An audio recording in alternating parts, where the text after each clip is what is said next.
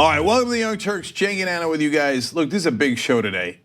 So we have Trump madness in the beginning, and it really is madness, guys. Like I tweeted right before the show about the 25th Amendment. The guy's a lunatic. We got to do something about it. So anyway, his lies today, for whatever reason, put me over the top. He's got to go. But I'll tell you, the news that everybody's excited about. Manafort and the connections to WikiLeaks and the indictment of WikiLeaks and all that stuff that's in. Not only am I not as excited by it, it's having the opposite effect for me. I'm really worried that they don't have enough, and so let's talk about that a little bit later. But then there's a couple stories I really don't want you to miss a little bit later in the program. One is the story about regulations. We're the only people in the country who could make regulations sexy, but you're gonna see why. God. Man, Republican mythology paid for by the big business is just gross, man. So we're gonna show you what regulations are actually about and what happens when you don't have them. I guarantee you're gonna love that story. I mean, you're gonna love and hate that story. And GM, they're leaving, and all of the talk, both from Republicans and Democrats, is maddeningly stupid. They just don't understand how capitalism works at all. They don't understand how our economy works. So I guess I'm gonna have to educate them because they keep saying stupid things about like, oh, I think we can convince GM to do the right thing and they'll be back. Yeah, or it's like trying to convince a vacuum cleaner to do the right thing. It's a machine, you idiot, it's a machine. It's not a person, it doesn't have patriotism. It's not American, it's not a human, you moron. Okay, well, so you can tell I'm already amped up. There are those robot vacuums, which I indulged in once, and then immediately regretted it and returned it. But robot vacuums do exist. Okay, well, maybe that's what all the corporations are. They're robot vacuums taking all the money out of our pockets and absolutely crushing us. I will explain that later in the program, and apparently we're the only ones in America doing it. But I will start with good news. Getting closer to Anna Kasparian in the membership countdown. Come on. Okay, within 40. I mean, when we started, she had a 100-person lead, over 100-person lead. Not when we started. When we started, we were tied. Then she took a big lead. Anyway, so I took a big lead while I was on vacation. All right. Like I wasn't. You keep high stepping. You keep high stepping. I wasn't incessantly promoting myself in live videos to get people to sign up. No, Leon, I think you got this exactly right. Leon, let Don Beebe. I don't know, what does that even mean? It's an old school reference. Anyway, no, you got it. It's probably gonna go in the end zone.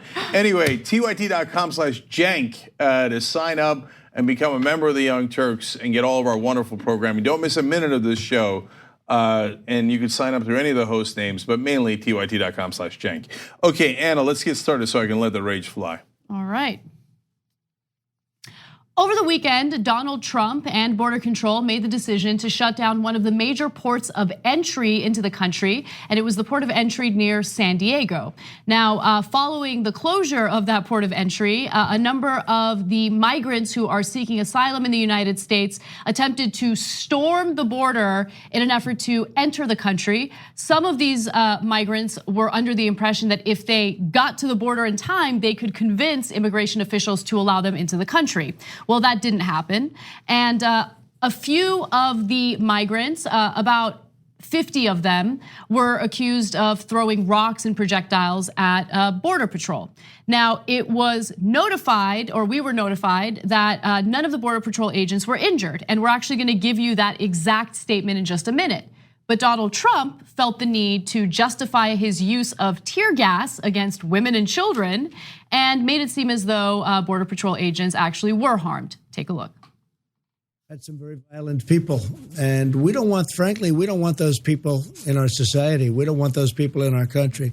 But we had tremendous violence. 3 Border Patrol people yesterday were very badly hurt through getting hit with rocks and stones. All right, so he's claiming that they were very badly hurt. Now, Trump's account contradicted US Customs and Border Protection Commissioner Kevin McAleenan, who said in a statement on Monday that agents and officers, quote, effectively managed an extremely dangerous situation involving over 1,000 individuals. They did so safely and without any reported serious injuries on either side of the border. Now, that's his initial statement. We have a video of what he had to say while getting interviewed by CNN. And I want to be clear, he is not in favor of these migrants. He is actually someone who was appointed by Trump, and he seems to be a Trump supporter. But he is being absolutely clear that no one on the American side was injured as a result of these migrants. So before we go to his video, look, yesterday I expressed skepticism that the immigrants had even thrown anything. But actually the guy that, in this case, Kevin McAleenan, the CBP commissioner, look, you have to remember, he's the guy that basically authorized the tear gassing. He's not a good guy. He's, and he thought that these men, women, and children were so dangerous, etc., that they had to tear gas them. So I'm not a fan of this guy, but at least you can tell he's being honest. And so given that, I do not believe that they did throw projectiles. I don't know if it was just water bottles or stones. They said stones, and so I believe the custom commissioner, right? And so it gives you a sense of, look, you can disagree with a guy and still believe him and go, okay, I don't think you should have tear gassed those people, even if they were throwing rocks. But you earn credibility by being honest, right? And then you've got the lunatic in the White House who's like, very badly injured, very badly injured. The guy's like, no, nobody's injured. Nobody's injured, nobody's in the hospital, it's not true. But Trump is a maniacal liar. I don't know what it's gonna take to get through your heads. The guy's a lunatic. I mean, he's got two other gigantic lies in this story that we'll get to in a second. So I actually do want to get to one of the other gigantic lies. So this is a continuation of his slander against these migrants. Here he is talking about the so-called damage that these migrants did when they were attempting to enter the United States. Take a look. But I really think Mexico is working hard. They were violently attacked. I mean, their police were violently attacked at the northern border. If you look at their border, their southern border, they were really, that was violence at a high level. That was a terrible thing that took place, and they really geared up after that because they had a lot of their policemen and a lot of their soldiers were injured badly. A lot of the people who were interviewed saying, hey, these are rough people. You start talking to them and they punch you in the face. All of that was a lie. And look, you don't have to believe me because you might be a Trump supporter watching this right now and you think, well, you're just a progressive, you're gonna lie about Trump. No, let's actually hear from the US Customs and Border Protection Commissioner, someone who is a fan of Trump and did contradict him in this latest interview. Take a look. Is there such a thing as the good kind of tear gas? Every tear gas I've ever been hit with has been nasty. There's only one kind, right? I get what pepper balls are. That's something else. Tear gas is tear gas, right?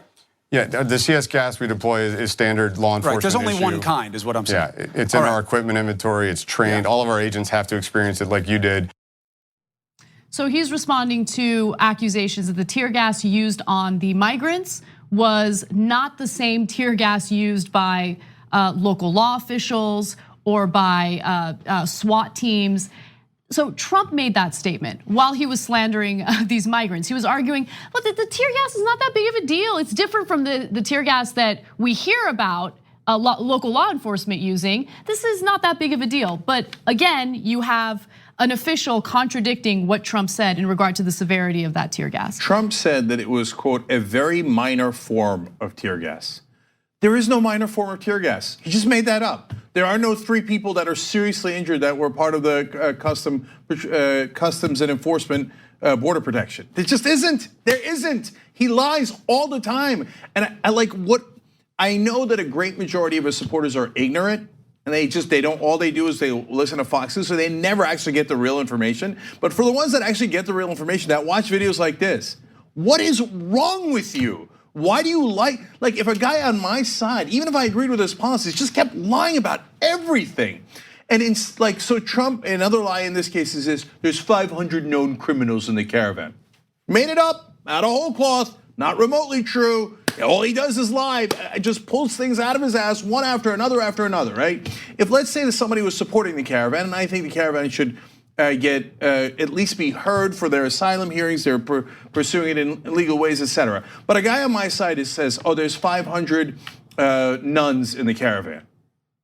But there isn't 500 nuns in the caravan, that's not true. And the caravan actually saved 3 people from death on their way up. But that isn't true. They didn't save 3 people from there. Like, I'd be like, no, I'm not with this guy. I don't know why this guy keeps making up stuff that's nuts. Like, I like that he's supporting the policy I'm supporting, but I do not support a guy who constantly lies. But no, you guys don't care. There's something wrong with you.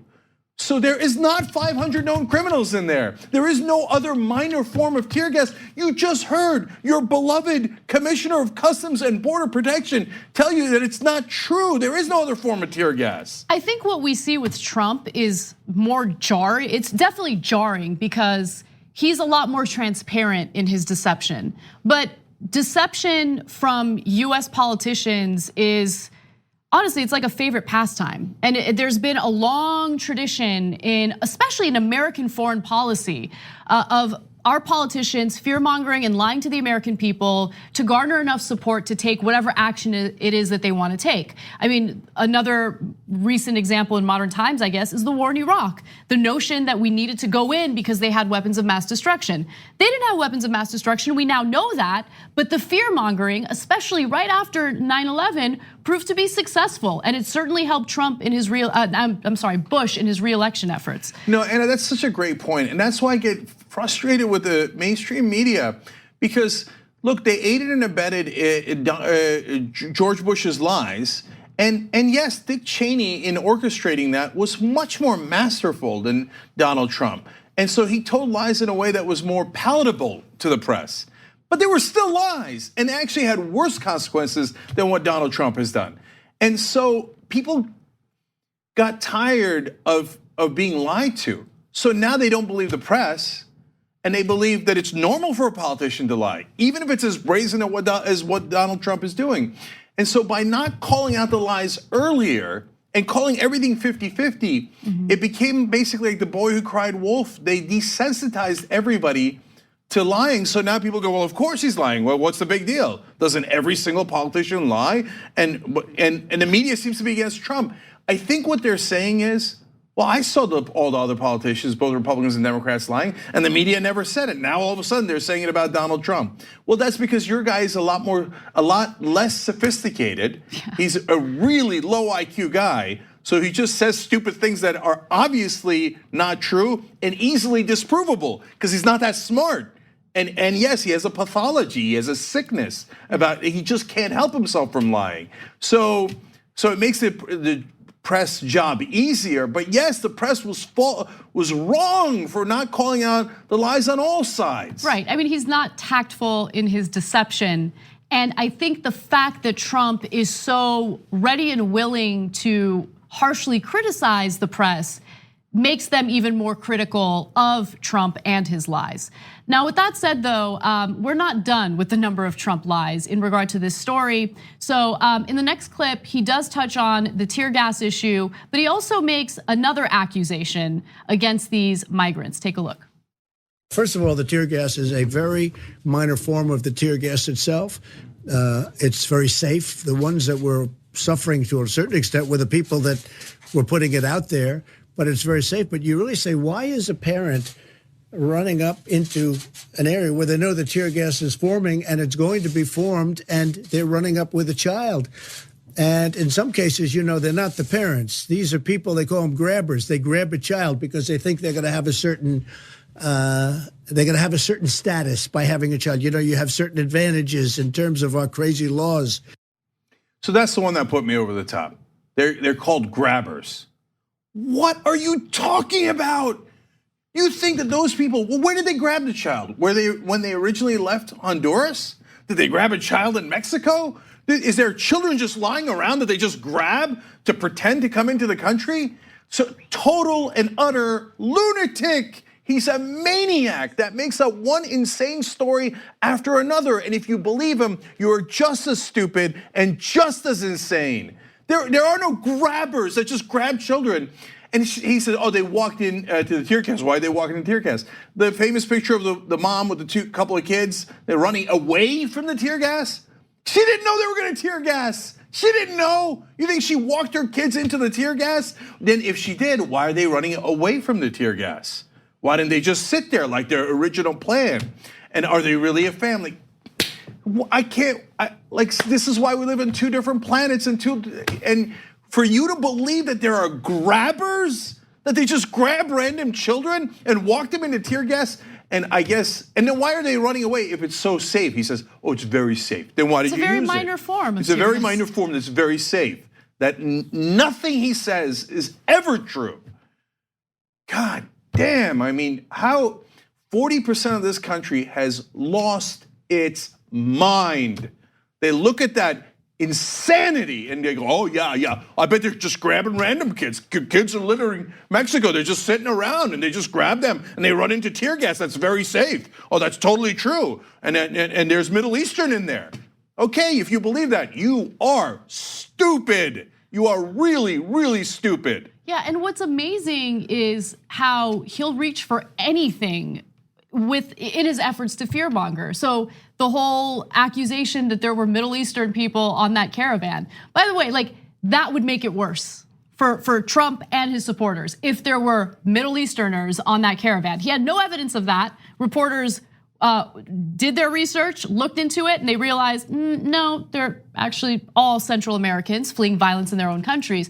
But he'll grab anything, he'll reach for anything, and it works with his base, unfortunately. I mean, somehow, miraculously, he had women who support him arguing that it made all the sense in the world to take children away from their families as they reach the border in an effort to seek asylum. How are you going to argue that you are a pro-life individual who wants to protect children when you are advocating for the removal of children from their families and then detain them? You're okay with detaining them in essentially makeshift prisons. Yeah. Last thing, guys, this is, we use the word fascism and we don't use it lightly. We suffered under 8 years of Bush and Cheney, and they they had 1,000 lies, as we explained, and the Iraq War was worse than anything Trump has done so far. And we keep it real with you guys. We try to give you context and perspective, etc. Why do I use the word fascism with Donald Trump? He says there are Middle Easterners in the caravan, as if Middle Easterners are guilty by definition. Right. He says over and over about the Latinos that are in that caravan. They're violent, they're very violent. It's terrible, it's violent. There's 500 criminals. None of it is true, and he keeps saying it over and over. Why? He's demagoguing against certain groups. That is fascism. Let's talk about— Just take out Middle Eastern, put in Jews. And by the way, they are doing that. They did take out Middle Eastern and then said the Jews will not replace us. And Donald Trump said there are good people on the Nazi side.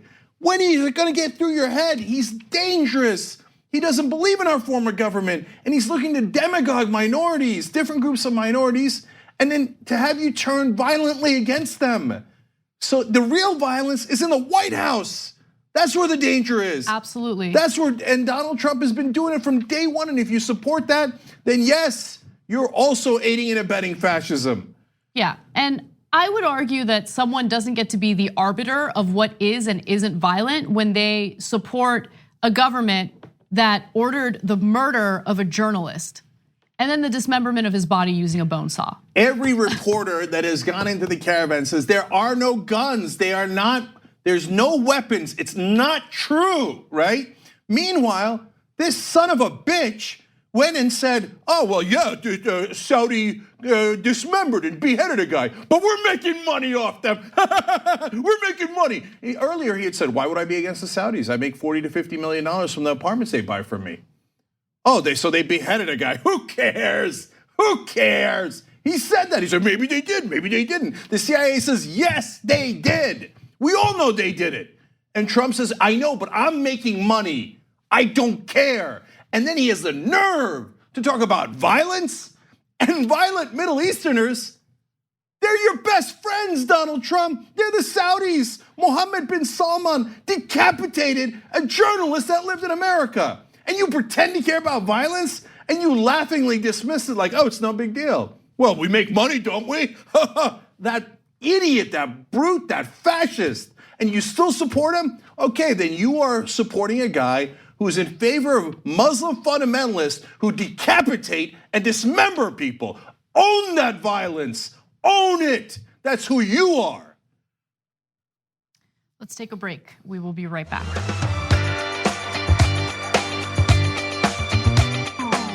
All right, back on the Young Turks, guys. Let me read some names for you guys. I've kind of calmed down, but not really. So of folks who have given to tyt.com/amplify. Annie Nielsen from Oslo. Wow, thank you, Annie. You get a T-shirt. And then you've got Misanthropic Book Club. Well, thank you, such as you are.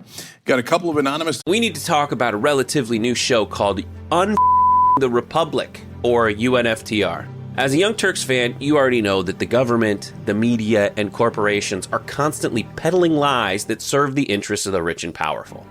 But now there's a podcast dedicated to unraveling those lies, debunking the conventional wisdom. In each episode of the Republic, or UNFTR, the host delves into a different historical episode or topic that's generally misunderstood or purposely obfuscated by the so-called powers that be, featuring in-depth research, razor-sharp commentary, and just the right amount of vulgarity.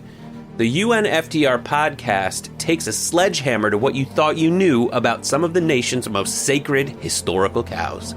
But don't just take my word for it. The New York Times described UNFTR as consistently compelling and educational, aiming to challenge conventional wisdom and upend the historical narratives that were taught in school. For as the great philosopher Yoda once put it, you must unlearn what you have learned.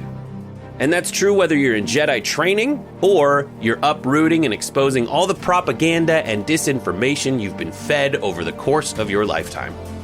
So search for UNFTR in your podcast app today and get ready to get informed, angered, and entertained all at the same time.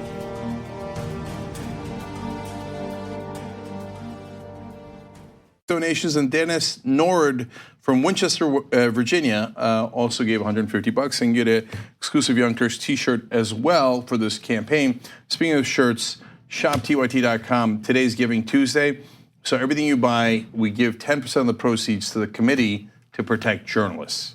Okay, so 10% of everything you buy today on shoptyt.com goes to the Committee to Protect Journalists. Let me read a couple of your messages here on the members' comment section. Weston 614 says, as a veteran, I had to be exposed to pepper spray so that I would know what to expect if I ever had to use it. Shouldn't the president have to experience tear gas if he's going to order it to be used on people? I would pay money to see that video. Now, people would find that outrageous to expose the president to tear gas, but he just told us that it's very safe. He said very safe, what, 3 times, 4 times? Twice? I didn't keep count. He said it was very, very minor and very, very safe. It's a very minor form of pepper spray or tear gas.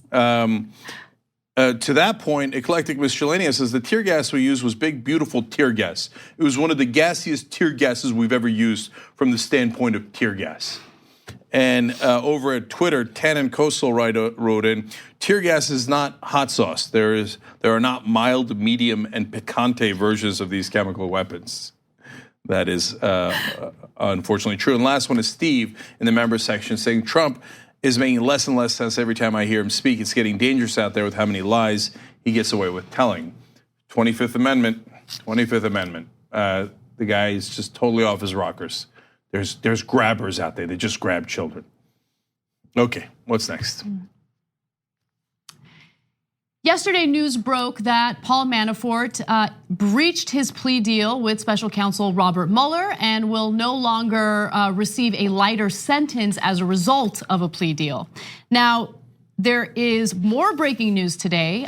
The Guardian has reported that Manafort allegedly held secret talks with Julian Assange on several different occasions. Now, some of these talks took place well before the last general election and probably didn't have much to do with Trump. However, there was a meeting that took place more recently, and that could be something that Mueller is looking into. So according to The Guardian, a well-placed source, and this person wished to remain anonymous, has told The Guardian that Manafort went to see Assange around March of 2016. Months later, WikiLeaks released a stash of Democratic emails stolen by Russian intelligence officers. Manafort's first visit to the Ecuadorian embassy took place a year after Assange sought asylum inside, and that's according to 2 sources. Now again, and this happens often with the media. A source will come forward, a whistleblower will come forward, but they wish to remain anonymous in order to avoid any type of retaliation. But apparently, The Guardian has reviewed some documents that corroborate some of these accusations. A separate internal document written by Ecuador's intelligence agency and seen by The Guardian lists Paul Manafort as one of several well-known guests. It also mentions Russians. So those are the only details we know about the document that The Guardian has reviewed. But for WikiLeaks on its part, Julian Assange has completely denied meeting with Manafort, and he claims that this story is nothing more than a hoax. Yeah, he says that the writer is a, quote, serial fabricator, and he's going to destroy the paper's reputation. So, well, obviously it's hard to tell who's telling the truth here. But lately, I have to confess that WikiLeaks has not had an astounding record. And I say that as a person who supported WikiLeaks for a long time. And I still do in a lot of regards. And so to me, this story is very interesting, but not in the way that everybody else is talking about it. Look, there's a couple of different possibilities here with Trump's campaign and WikiLeaks. First of all, this focus that Mueller seems to have on this issue is disconcerting to me, and I actually think that's the biggest story to come out of this. It doesn't look like Mueller's doing anything but focusing on, the collusion or the potential collusion during the campaign, but. Okay, can we hold for a second? Yeah. So I just want to be clear about something that I think a lot of people in the press make the mistake of doing, okay? Mueller is very tight-lipped about this investigation. So much of what you see in the press is speculation or how members of the press perceive this investigation is going. We don't know what Mueller is specifically looking into or what he isn't specifically looking into. So maybe I have too much faith in him and maybe I'm wrong, but I do believe that he is looking into collusion, which is absolutely clear in all the stories that we've covered. But I do think that he's also looking into obstruction of justice and potential money laundering. No, that's the part that I'm now growing more and more concerned about. I think the real issue is that Trump has been doing money laundering for the Russians for a long time. Now, do I pull that out of nowhere? No, I base it on stories that have been in the press about very questionable real estate deals that Donald Trump has done, and the Russians way overpaying. The only loan he could get was from a Russian bank after he went bankrupt for the 6th time.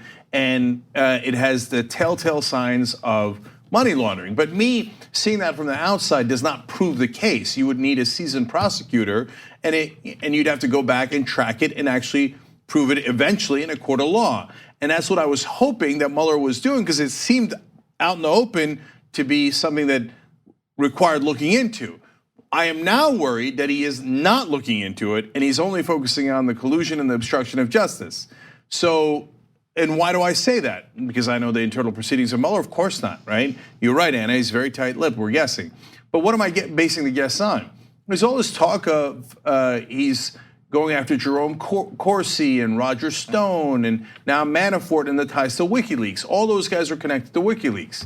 Well, that goes to the issue of collusion. It doesn't touch money laundering at all. We have not seen any, other than Manafort's money laundering, which is a separate issue, we've not seen any other witnesses being talked to by Mueller, no leaks in that regard, no talk of former associates of Donald Trump in real estate, et cetera. So it would be really surprising if all of a sudden now, he comes out and says, yes, collusion, obstruction of justice, and wait till you see what I got on the money laundering. But wouldn't you argue that proving that there was collusion is a means to an end? Because why would Russia go out of its way to help elect Trump, right? Like, no, what's there's in a it great for them? reason. So look, I think that they also have, this tie with Trump for a long time. But remember, they're giving to Trump. So what is it that they're looking back for? One, I mean, man, did they get lucky that they stumbled into this guy who might even be an asset, the president of the United States.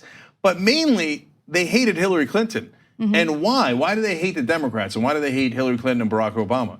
Because Obama did the Magnitsky Act, which froze the assets of the Russian oligarchs connected to Putin. And so there's nothing that they hate more than their own personal money being frozen and sanctions upon them, the Russian people. They're like, yo, whatever, you should see what we do to them, right? But my money? No, that's why they're obsessed. That's why the Trump Tower meeting was about the Magnitsky Act, which froze their assets. And so Hillary Clinton was going to continue that. The whole point of putting Trump in place was lift the sanctions, lift the Magnitsky Act. That's why when the Senate voted 98-2 to continue the sanctions, Trump was like, I don't want to sign this thing. I don't want to sign it. It's not good. It's not good. Daddy told me it's not good, right? And then he was forced to sign it because they could override his veto. It was 98-2, right? And then he did not enforce it for an incredibly long time. What Russia has to gain is absolutely clear, right?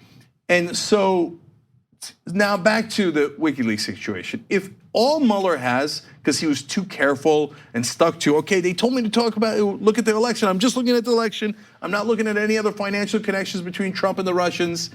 Then you're gonna have a case that's hard to prove. And I'll give you the one scenario in which it works. But in all the other cases, I think he stays in office. So look, if they say, okay, Mueller's got evidence that says the Russians stole the Democratic emails, which almost certainly happened. And WikiLeaks, through the Russians or however else, got the emails and printed them. So what? Trump stays in office. He's got nothing to do with that. If Trump is not connected to it, I would say not guilty.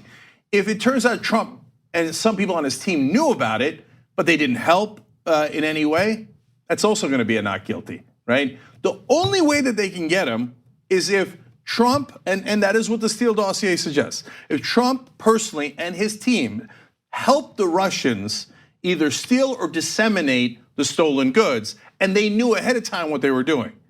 Okay, then they would get him. But even then, that is going to be a struggle for impeachment. If he was a regular person, you'd indict him and lock him up really easy. That would be a cakewalk, right? But when he's president of the United States and he's got 40% of the country acting like zombies, and the Republican Party is not going to want to let go, they're going to be like, oh, he gave it to WikiLeaks. WikiLeaks is media. They published it. What's the big deal? We're done with it. So I'm now significantly worried that I was wrong, that they would look into the bigger issues, and if this is what they get, he could walk. Right. I think that he is likely to walk regardless of the outcome of the investigation. I think if he was proven to be laundering money for the Russians, Republicans have shown themselves to support Trump regardless of what he does, even if he's violating the Constitution. So I have no faith in the Republicans. I have no faith in Trump. And honestly, I don't know if the American people would be up in arms enough to do something, whether making Republican politicians pay the price politically or by protesting. I have no idea. But all I know is Trump has managed to do many terrible things, including a story that we reported on yesterday, but no one else seems to care. I mean, Trump pushed his cabinet to approve an order to allow the military to use lethal force on US soil in response to immigrants, okay? That is unconstitutional. Oh, but we're not paying attention to that though. There's so much going on. So I don't think that it's gonna matter either way. However, look, the big question that I personally have when it comes to this whole investigation and this whole allegation of Russian meddling is, why would Trump be loyal to the Russians? He's not loyal to anyone. And it appears that he is loyal to Putin no matter what, even when Putin has made fun of him on the international stage. So what is it? What do the Russians have on Trump that's essentially making the president of the United States a lapdog for Putin? That's what I want to know. And that's also, other than look, I think if you can't see that he's a lapdog for Putin, I think you're trying really hard not to see it. And so to me, that's also obvious. But whether it's obvious or not, it doesn't mean anything unless Mueller can prove it. So I think it's because he's been money laundering for the Russians for a long time. All they have to do is give that evidence, and he's toast, right? I also think that I don't know about the tape in Russia. I don't know if that exists or not. If that's the case, that's another thing they could have on him. To me, that one's not obvious. It's just the Steele dossier, which I originally thought was too outlandish, has fortunately or unfortunately been proven right almost on everything else. So maybe that's true. Maybe that's what they have on him. Or if he colluded with the Russians in the campaign, well, that's another thing the Russians would have on him. So there's 3 different things that could easily make him compromised by the Russians. The fact that we have a president who might be compromised by another country is unreal. And so, but guys, that's all fine and good. But does Mueller have enough, not for Democrats, but for Republicans to say, no, you got him, he's got to go, okay? And so right now, if it's not the money laundering in the past, then you only have 2 possibilities, and they're connected to this story. One possibility is what the Guardian reports here, which is Manafort, right around the time when he was chosen to be campaign manager of Donald Trump, went and talked to Assange in the embassy in London, the Ecuadorian embassy. Jesus, why would Trump's campaign manager talk to Julian Assange, who then leaked the stolen documents? I mean, that is super questionable. I don't know if the Guardian is right, but if the Guardian is right and Mueller has that information, well, that is the one scenario where that would be direct collusion between the Trump campaign and the people who leaked the documents. So that could be one way of getting him. And then the last thing is that Trump server in Pennsylvania, there's no way in the world that it got pinged by a Russian bank, Alpha Bank, over and over again, and it's a coincidence. There are no coincidences that large.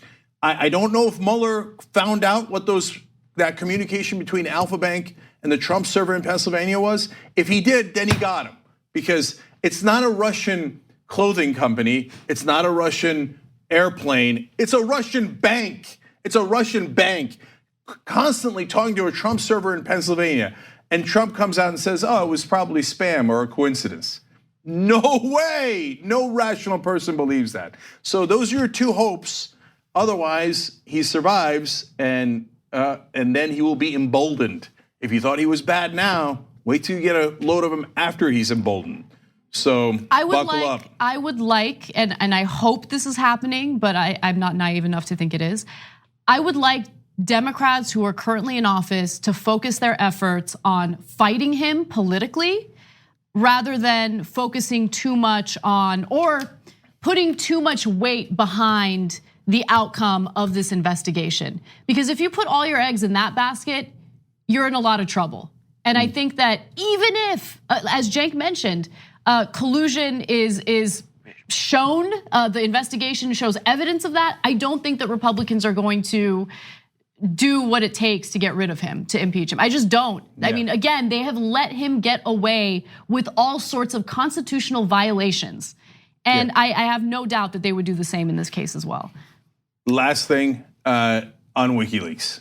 Look, I think them publishing the emails, if there was not collusion between the Trump team and the Russian team and they knew it, right? If you divorce it from that, I think that that's their job. And so I do not agree with the Democrats, and I do not agree with the rest of the mainstream media that they're the boogeyman for publishing it. Washington Post would have published it, New York Times would have published it. I don't particularly care that it was WikiLeaks who published it.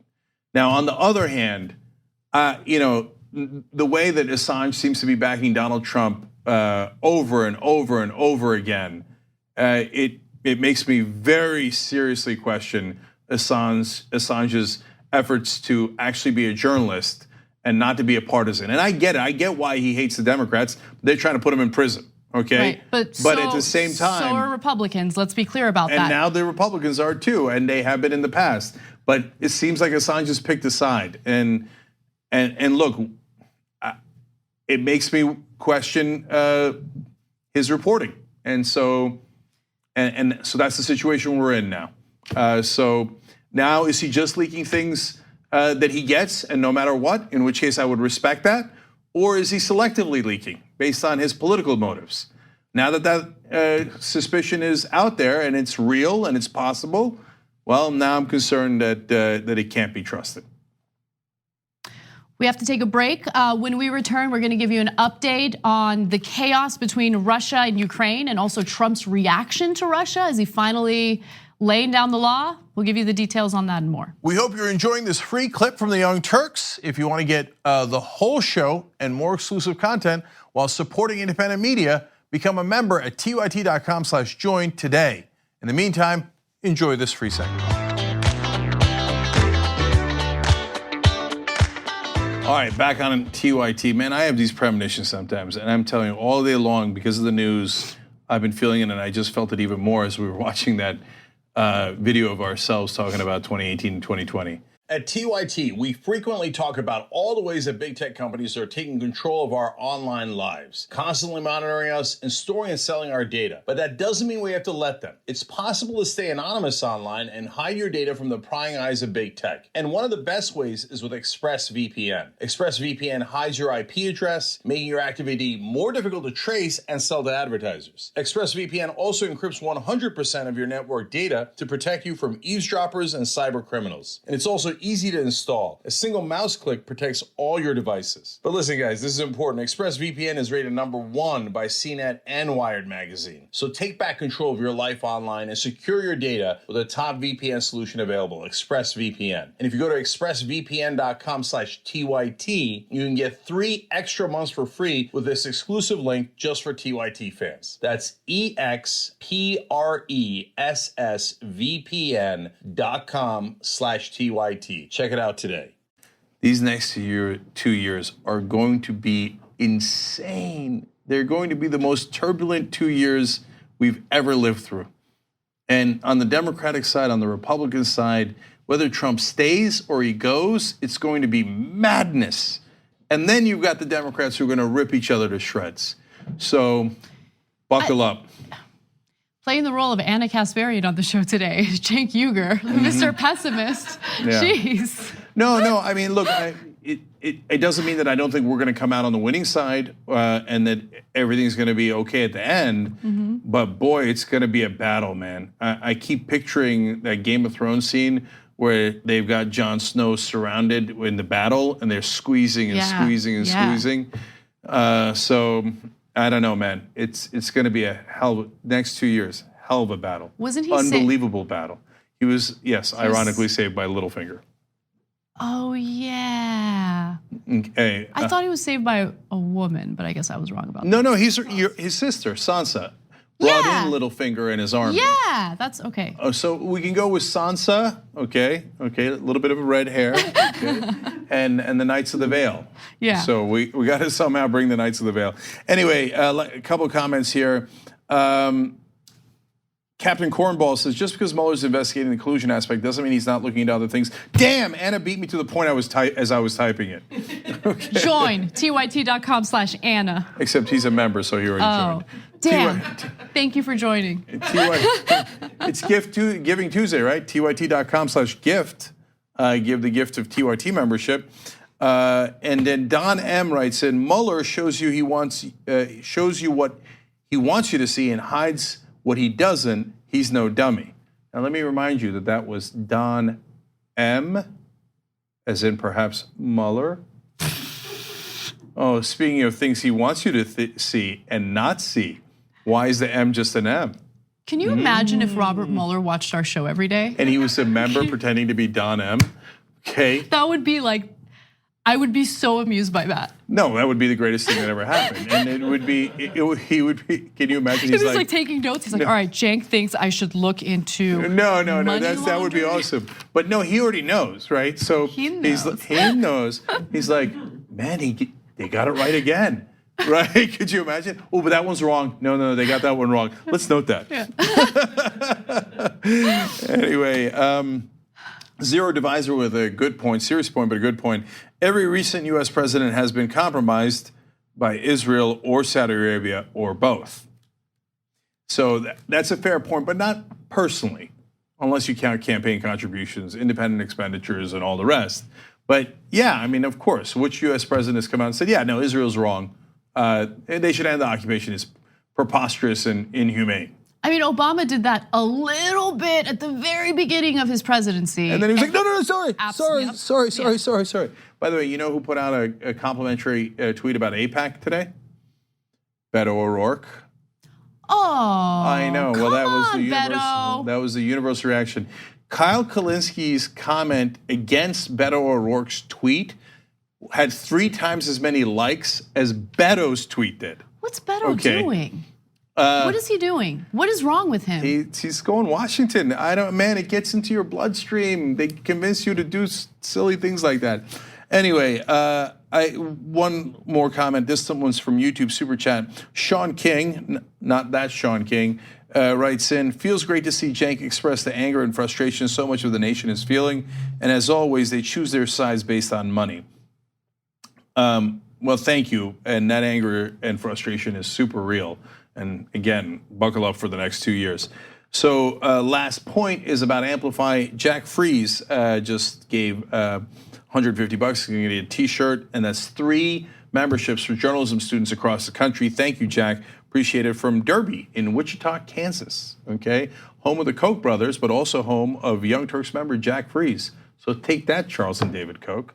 And if you don't know, tyt.com/amplify is a way of getting our message out to both journalism students, and we have packages for $1,000 and above for media figures. You guys have already done a ton of CNN and Fox News, but there's more on there. You could buy a TYT membership for Sean Hannity and his entire team, Wolf Blitzer and his entire team, but we've also added others.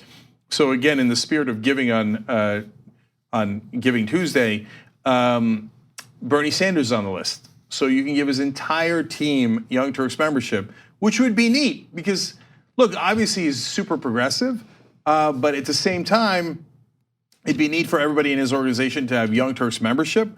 I think that could make a big difference. And then we also have Nancy Pelosi on the list. Not as progressive. We would love for her to hear the Young Turks message every day. And then we put some great progressive folks on there like Susan Sarandon, Rosario Dawson, Shailene Woodley, et cetera, because we want their managers, their publicists, and all of them, their family members to have Young Turks membership. Rosario Dawson started listening to Young Turks because her uncle did. So that's why these kind of programs make a giant difference. Thank you to everybody who participated. tyt.com/amplify. All right, what's next, Anna? All right. Russian security forces have seized the sailors and also vessels from the Ukrainian military, and some of those soldiers, of course, are still in their custody. And the latest update to this story is that Russia has released a confession video that these Ukrainian sailors have filmed. Now, before we get to that, though, in case you missed this story, a CBS News report that we're about to go to gives you the quick details of what occurred. Take a look. This clash took place in a busy shipping channel that's used by both Russia and Ukraine. In a video shot on board a Russian Coast Guard vessel, you can hear an officer shouting orders to cut off the smaller Ukrainian tugboat, and then he rams it. Now, that tug, along with 2 small Ukrainian gunboats, were subsequently seized and docked in Russia, while the Russians showed more military muscle, even flying fighter jets along a bridge that spans the channel. Now, Russia claims that the Ukrainian vessels were in their territory. However, Ukraine maintains that no, this is actually a strait that we've been using with absolutely no issues, and there's no reason why this provocation should have occurred from the Russians. That's what they're claiming. But with all that said, I do want to go to this video. And remember, these are Ukrainian sailors who are now being held captive by the Russians, and the Russians are now releasing this confession video, and they're airing it on state-sponsored television in Russia. Now, we had to translate it. Of course, it's in Russia, so for those of you who are listening to the audio version of this, I do apologize, but I will quickly summarize for you when we come back. Let's take a look. После пересечения государственной границы Российской Федерации визуально наблюдал корабли пограничной службы ФСБ Российской Федерации. Я запросы по установке по КВ радиостанции игнорировал сознательно. На момент перехода на борту находилось стрелковое оружие, а также пулеметы ДШК с боекомплектами. Осознавал, что действия группировки кораблей военно-морских сил Украины в Керченском проливе носят провокационный характер. Неоднократно нам говорили, чтобы мы покинули территориальные воды Российской Федерации, выйти в 12-мильную зону и ожидать дальнейших решений по нашего прохождения через Керченскую протоку до города Мариуполь. So both the captive Ukrainians are saying that they were told to leave the area and they didn't listen, and that was the reason why they were eventually held captive by the Russians. Yeah.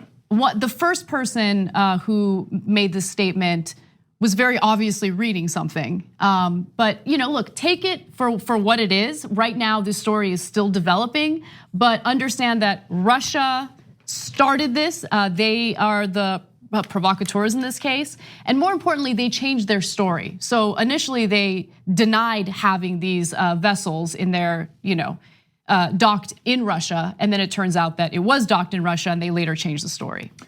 Yeah, guys, if you're a regular watcher of the Young Turks, you saw yesterday that I was skeptical about the Ukrainian side as well, and I wasn't sure who actually provoked the situation in the first place, because now the leader in Ukraine, who is not very popular, has declared martial law. That's for 30 days. Yeah, I understand, but that's that's a struggling government headed toward bad things 101, right? And so that is very disconcerting. But the evidence in today is against the Russians. And so that leans towards the Ukrainians being right and the Russians being wrong. Why do I say that? Well, that's a hostage video, man. That's the most obvious hostage video I've ever seen in my life. So, and the guy in the first video, as Anna pointed out, is clearly reading off something the Russians wrote for him off camera. That doesn't convince me that the Ukrainians were wrong. That convinces me the Russians were wrong. I mean, they're doing hostage videos, and why did they capture these guys? Why did they lie that they didn't have them, and then they admitted they had them? Now they're doing hostage videos, which presumably means that they were threatening somebody's life. Otherwise, they're not going to do that. Those are Ukrainian soldiers, and they're higher ranked soldiers. So are they threatening their lives, their families' lives? More likely, the lives of the people that are with them. There's 24 other sailors that are captured by the Russians. So that tells me, no, the Russians are the bad guys in that case. And now with Trump in absolute turmoil, and Trump saying, hey, for the money, I let the Saudis decapitate people. Russia, that is all over eastern Ukraine, might be thinking, this is a good time. Let's just go in and take more. And that clown Trump, we own him. Besides which, all you got to do is give him a nickel and a dime, and he'll let you do anything. You let the Saudis dismember someone with no consequences. What's he going to do? Stop us from taking eastern Ukraine? So let's just start being more and more aggressive. And right now, today, that's what it's leaning towards. Yeah, it's interesting because I didn't think of that perspective. The fact that, letting the Saudis off after they ordered the murder of a journalist not only set a dangerous precedent regarding the safety of journalists, but more importantly sends a message to other evildoers throughout the world, right? If the president is unwilling to do something to make the Saudis pay the consequences, then why would he do anything negative toward Russians if they wanted to, annex another portion of Ukraine? You think Trump's really what? He's going to roll in the tanks and oppose the Russians? Look, I don't want any of that happening either. No. And I don't know what I would do if I was in charge, because I don't want a conflict with Russia. On the other hand, I don't want them to constantly roll into other countries and take their land, because if you do that kind of appeasement, we're going to have real trouble. And Trump, I would be shocked if he did anything about it. So let me give you the latest update from Trump. Now, he was set to have a one-on-one meeting with Vladimir Putin during the G20 summit, the upcoming G20 summit in Argentina. He has just notified the Washington Post in an interview that he is going to hold off on that meeting until he knows the full scope of what's going on between Russia and Ukraine. So in this interview, he's saying he's awaiting a full report from his national security team. And he says that will be very determinative. No, it won't. Maybe I won't have the meeting. Maybe I won't even have the meeting, he says. I don't like the aggression. I don't want the aggression at all. Yeah, I don't believe him for very good reasons. He's a nonstop liar. But specifically about this, well, your national security team just gave you a report saying, yeah, the Crown Prince of Saudi Arabia decapitated a Washington Post journalist. And you're like, maybe he did, maybe he didn't. So no, you ignore your national security team all the time. They told you that the Russians interfered in the election, and what did you say? I don't know, but Putin tells me he strongly denies it. So you took the Russian word over your national security team over and over and over again. You took the Saudis' word over your national security team. So do I think you're going to listen to your national security team? Of course not. You don't listen to any part of your government. 13 different agencies just concluded climate change is real, it's man-made, and it's going to be devastating. And he literally said today, I don't believe them. So you're not going to listen to your national security team. You're going to do whatever is you think is in your personal best interest. That's what you're going to do.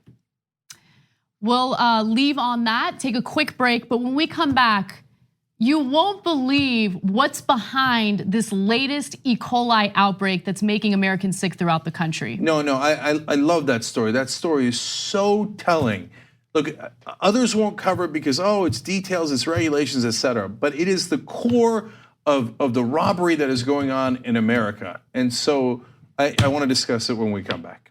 Thanks for listening to the full episode of The Young Turks. Support our work, listen ad-free, access members-only bonus content, and more by subscribing to Apple Podcasts at apple.co/TYT. I'm your host, Cenk Uygur, and I'll see you soon.